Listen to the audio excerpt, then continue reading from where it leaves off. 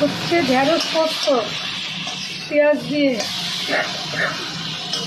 কার কার পছন্দ বলো? হচ্ছে ঢেঁড়স পোস্ত পেঁয়াজ দিয়ে, কচি কচি ঢেঁড়স পেঁয়াজ দিয়ে পোস্ত দিয়ে হচ্ছে ঢেঁড়স পোস্ত। কার কার ভালো লাগে একটু জানো। কষানো হয়ে গেছে, দিয়ে দেবো গরম জল।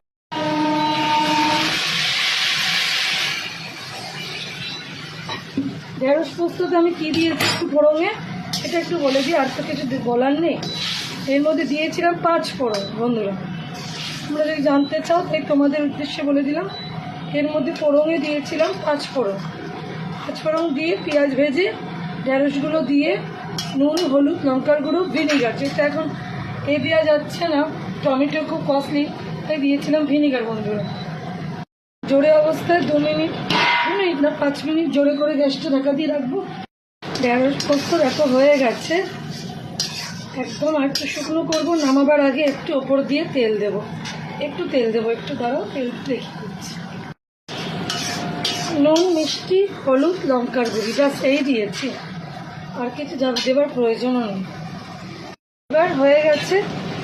আমি জাস্ট 1 ফলা তেল, একদম 1 ফলা, দেখো আমি এখনও ফলা মেনটেন করে তেল দিই, তো এটা একটুখানি দিয়ে দিলাম, ভালো লাগবে, উপর থেকে গন্ধ হবে। আর শীতকালে করলে ধনে পাতা পাবে, ছড়িয়ে দেবে। তারপর যদি তুমি করো ধরো ওই টমেটো পাও, সেটা দেবে। দেখো তো কেউ হয়ে গেল। এবার জাস্ট নামিয়ে দেবো। যা খেতে হচ্ছে না, গ্যারান্টি দিয়ে বলছি, হাত ছেটে খাবে। তাহলে পুরো ভিডিওটা দেখে একটা কমেন্ট করো, কার কার প্রিয় একটু অবশ্যই জানিয়ে যেও।